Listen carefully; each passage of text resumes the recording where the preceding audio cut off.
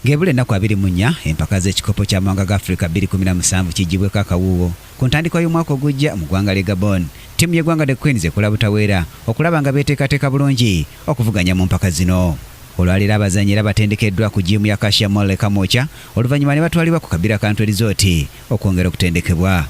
Omutendesi Micho essira asinze kulissa ku mbeera y'emibiri gy'abasambi okulaba nga babeera balamu okusobola okukola obulungi. Ensonga endala y'embeera y'obudde Micho gy'agambye nti yawukanira ddala n'eyo eri mu ggwanga olw'ensonga nti Gabon erimu omusana mungi ng'ayagala naye abasambi okugyetegekera ereme okubakosa.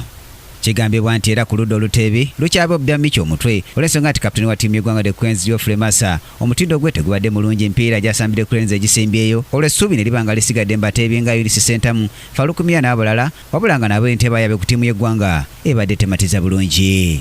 Uganda Cranes eri mu kibinja D omuli amawanga nga Ghana ne Mali agagisinga ku bumanyirivu mu mpaka zino era agakozesa amaanyi mangi mu nsamba yaago ne kiba nga kyetaagisa abasambi ba Cranes nabo okwongeramu amaanyi mu nsamba yaabwe olwo kibasobozesa okujja obubonero ku mawanga gano okwesoga oluzannya oluddako. Eggwanga eddala erya Misiri nga lino lyo lisamba kawoowo era nga nalyo Micho alina okulisalira amagezi olw'ensonga nti emirundi gyonna Cranes gyesisinkanye Misiri egiyisizza bubi. Cranes yakugulawo ne Ghana ng'ennaku z'omwezi 17 omwezi gwa January omwaka ogujja mu kisaawe kya Stade de Port Gentil oluvannyuma ezzeeko Misiri ng'ennaku z'omwezi 21 mu kisaawe kye kimu ate olw'esembyeyo Mali ng'ennaku z'omwezi 24 January 2017.